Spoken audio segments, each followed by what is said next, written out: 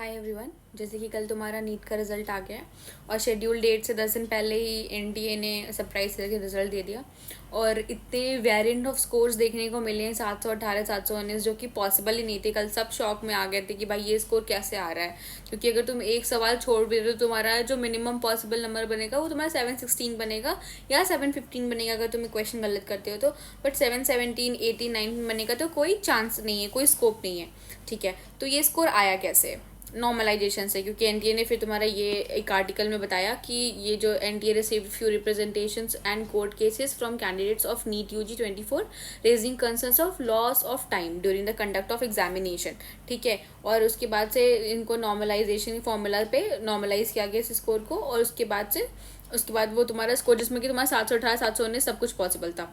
अब यार ये कैसे हुआ ये हम देखेंगे आज। तो 2018 में तुम्हारा एग्जाम कंडक्ट हुआ था क्लैट का, जिसमें थोड़ी सी डिस्क्रिपेंसी हुई थी कि तुम्हारे जो क्वेश्चंस थे स्क्रीन से वो गायब हो जा रहे थे। लॉ का एग्जामिनेशन था वो एंट्रेंस का, मतलब स्क्रीन से तुम्हारे वो गायब हो जा रहे थे, क्वेश्चंस गायब हो जा रहे थे, या थोड़ी बार ब्लैकआउट हो जा रही थी स्क्रीन, या कुछ और इलेक्ट्रिसिटी इश्यूज वगैरह हो रहे थे। तो इसके बाद तो कोर्ट ने बोला कि या तो आप एग्ज़ाम को रिकंडक्ट कराइए या तो फिर आप नॉर्मलाइज स्कोर दीजिए। तो रिकंडक्ट कराना तो वॉज अ कम्बरसम प्रोसेस, क्योंकि वापस से सब कुछ इन्वेस्ट करके और वापस से बड़े बच्चों का एग्जाम, मतलब उतने ज़्यादा अमाउंट ऑफ बच्चों का एग्जाम कंडक्ट कराना इज़ अ टफ प्रोसेस। तो इसलिए नॉर्मलाइज स्कोर की बात की गई। तो नॉर्मलाइजेशन उसी बेसिस पे हुआ था, उसको तुम देख सकते हो। मैंने यहाँ पे वो आर्टिकल लगा रखा है बेसिकली। यहाँ पे देखो नेम ऑफ कैंडिडेट्स तुमको दे रखे हैं, उनका जो टोटल एग्जाम का ड्यूरेशन था, कितना टाइम लॉस हुआ, कितना अवेलेबल टाइम था। तुम चाहो तो तुम खुद से इसको एक बार गो थ्रू कर लेना, मैं अटैच कर दूंगी इसकी पीडीएफ को डिस्क्रिप्शन लिंक में। और अभी हम चलते हैं नीट के पैटर्न में, मैंने बता दिया कि कैसे करना है। तो आओ देखते हैं कि नॉर्मलाइजेशन स्कोर आया कैसे है बेसिकली। देखो, पहले तो मान लेते एग्जाम्पल लेते, एक स्टूडेंट है मान लो रिया, ठीक है, वो दे रही है एग्जाम, ठीक है, और उसने टोटल ड्यूरेशन ऑफ एग्जाम हमारे जनरली कितना 200 मिनट का होता है, उसको हम सेकंड्स में कन्वर्ट करेंगे तो तुम्हारा 12,000 सेकंड का एग्जाम हुआ। ठीक है, मान लो उसके सेंटर पे तुम्हारा टाइम लॉस हुआ 25 मिनट का, तो 25 मिनट तुम कितने सेकंड्स हो गए तुम्हारे? 1500 सेकंड्स हो गए। ठीक है, तो अब अवेलेबल टाइम क्या है जिसमें उसने अपना एग्जाम लिखा, यानी कि जो तो ओरिजिनल टाइम था यानी कि 200 मिनट्स में से हमने ये 25 मिनट माइनस कर दिए, तो 10,500 सेकंड है जिसमें उसने एग्जाम को अटेम्प्ट किया है। और उसने 10,500 सेकंड में 140 सवाल अटेम्प्ट किया मान लो। ठीक है, तो उसमें नंबर ऑफ करेक्ट 140 ने अटेम्प्ट किया, तो उसमें नंबर ऑफ करेक्ट तुम्हारे 100 हैं और नंबर ऑफ इनकरेक्ट तुम्हारे 40 हैं। तो उसके मार्क्स कितने बने तुम कैलकुलेट करोगे तो तुम्हारे 360 मार्क्स आ जाएंगे। ठीक है, मतलब उसको 360 नंबर मिले 10,500 सेकंड में पेपर अटेम्प्ट करके। ठीक है, अब इसके बाद होगी नॉर्मलाइजेशन। वो कैसे होती है, हम पहले चेक करेंगे आंसरिंग एफिशिएंसी। अब आंसरिंग एफिशिएंसी क्या होती है, मतलब तुम कितने टाइम में कितना क्वेश्चन अटेम्प्ट कर रहे हो, हम उसको डिवाइड करेंगे। जितना अवेलेबल टाइम था कितना था, 10,500 सेकंड था। ठीक है, अपॉन क्वेश्चन अटेम्प्टेड कितने किए थे उसने, 140 किए थे, तो उसकी एफिशिएंसी कितनी थी क्वेश्चन करने की, 75 सेकेंड्स में उसने एक सवाल अटेम्प्ट किया। ठीक है, उसके बाद देखते हैं एडिशनल क्वेश्चन अगर वो अटेम्प्ट कर पाती है, अगर टाइम का लॉस नहीं होता तो। ठीक है, यानी कि बाकी 25 मिनट भी तो और कितने कर पाती है, उसको हम कैसे कैलकुलेट करेंगे, time loss upon answer efficiency. तो टाइम लॉस कितना हुआ था, 25 × 60। ठीक है, और उसने उसका आंसर एफिशिएंसी में कितना 75 सेकेंड्स, तो यानी कि वो 20 सवाल और आंसर कर पाती अगर उसका जो टाइम है वो लॉस नहीं हुआ होता 25 मिनट। ठीक है, ओके, तो अब रिवाइज टोटल अटेम्प्ट हम देखेंगे कितने होते हैं। जो इनिशियल नंबर ऑफ अटेम्प्ट्स थे, कितने क्वेश्चन करे थे, जितने टाइम उसको अवेलेबिलिटी थी, जितने टाइम की उसने जितने सवाल किए थे वो, यानी कि 140 सवाल। ठीक है, और एडिशनल क्वेश्चंस जो हमने अभी निकाला एफिशिएंसी चेक करके कि वो कितने और कर पाती है, अगर उसका टाइम लॉस नहीं होता था, यानी कि 20 सवाल, तो टोटल कितने कर पाती है वो 160 कर पाती। अब वो 160 टोटल कर पाती। अब वो करेक्ट और इनकरेक्ट उसने कितने किया हम वो चेक करेंगे। अब रिवाइज टोटल करेक्ट आंसर्स है, उसने पहले कितने किए थे, 100 करेक्ट किए थे जब उसने 140 अटेम्प्ट किया था, तो रिवाइज टोटल क्वेश्चन यानी कि 160। ठीक है, और initial correct upon initial total, पहले उसने 100 करेक्ट किए थे और कितने में से किए थे, 140 में से, तो हम 100/140 रखेंगे और हम इसको कैलकुलेट करेंगे तो हमारा 114.2 लगभग 114 सवाल आ जाएगा, जो कि 114 सवाल उसने करेक्ट अटेम्प्ट किए होते अगर जो टाइम लॉस है उसका नहीं हुआ होता तो 100 की जगह। और कितने गलत होते हैं उसके, तो रिवाइज टोटल क्वेश्चन यानी कि जो कि 160 ही ऑब्वियसली, और initial wrong upon initial total. ठीक है, यानी कि 40 सवाल उसने गलत किए थे और टोटल किए थे 140, तो हम इसको कैलकुलेट करेंगे तो हमारा 45.7 लगभग 46 आ गया। ठीक है, यानी कि उसने जो रिवाइज क्वेश्चन 160 अटेम्प्ट किए वापस, उसमें से उसने 46 इनकरेक्ट किए और 114 करेक्ट किए। तो उसका रिवाइज स्कोर क्या बनेगा, 46 इनकरेक्ट होगा और 114 करेक्ट होगा, जो कि 410 स्कोर बनाएगा।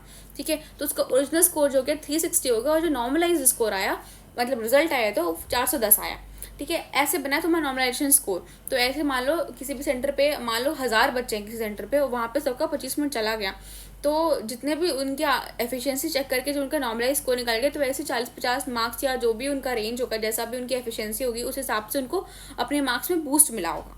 ठीक है, तो उसकी वजह से कट ऑफ का इतना ज़्यादा इन्फ्लेशन है। सेकेंडली, जब ये तुम्हारा बताया गया था 2018 में कि कैसे करना है, तो तुम इसके 9th ऑफ पेज पे दे सकते हो, जो मैंने आर्टिकल यहाँ पे अटैच किया हुआ है, इसमें मेंशन था। जैसे कि अभी तो क्या हुआ, मान लो नॉर्मलाइज स्कोर जिसका आया 650, मान लो नॉर्मलाइज हो गए, और जिसने नॉर्मली 650 स्कोर किया होगा, जिसके मान लो जिसके सेंटर पर टाइम लॉस नहीं हुआ होगा, तो उसके साथ तो यार, तो ये तो नाइंसाफ़ी उसके साथ हो रही है ना, कि भाई उसकी तो रैंक पीछे जा रही है। अगर उसका एप्लीकेशन नंबर पीछे है, तो उन्होंने क्या किया, एप्लीकेशन नंबर की सीरीज़ पे रैंक दे दी सीधा। ये तो गलत चीज़ है, ये नहीं होनी चाहिए, क्योंकि यहाँ पे प्रॉपरली मेंशन था।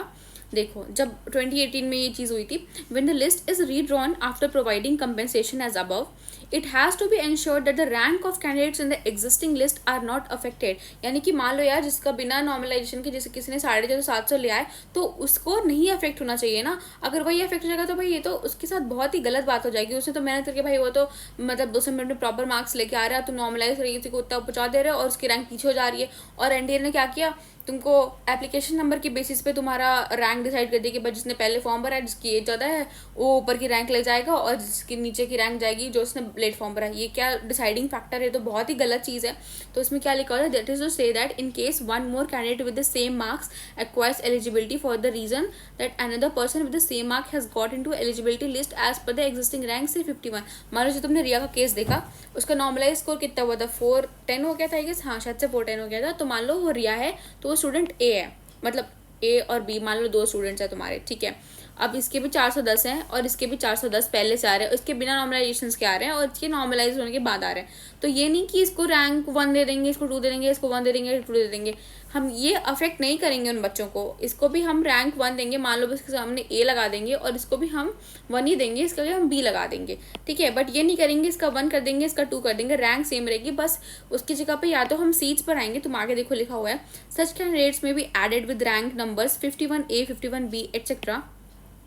And for accommodating the number of such additional entrants, an equal number of supernumerary seats may be created on an ad hoc basis. This will ensure that no heartburn is caused to candidates who have already ensured their berth in the rank list. ठीक है, ताकि बच्चों को कोई loss ना है, तो आप सीट्स बढ़ा दीजिए। फिर जितने बच्चों के लिए आप ऐसे रैंक करें, और उनकी रैंक आप मतलब ऐसे ख़राब नहीं कर सकते, आप बस आगे रैंक आपको सेम रखते हैं, 51A 51B ऐसे देंगे रैंक्स। ठीक है, तो ये काम तो एनटीए ने नहीं करा, तो ऑब्वियसली एनटीए को ये चीज़ नहीं करनी चाहिए कि वो एप्लीकेशन नंबर पे ऐसे दे दे। तो फर्दर वो क्या बताते हैं, लेट्स सी फॉर दैट। और अभी तो मैंने बस तुमको नॉर्मलाइजेशन पे एक वीडियो बना के दी है, बाकी आगे मैं वापस बताऊंगी कि अब क्या करना है, आगे की क्या स्टेप्स लेने हैं तुमको। और तुम एक बार खुद से भी इस PDF गो थ्रू कर सकते हो, मैं इसको अटैच कर दूंगी। और मुझे बस मेरा डाउट थोड़ा दूर करना था, शायद से ऐसे ही है ये, जैसा कि एनटीए ने बताया कि ऐसे ही कैलकुलेट हो रहा है उसका नॉर्मलाइज स्कोर। चलो फिर मिलते हैं अभी अगली वीडियो में। Okay, bye.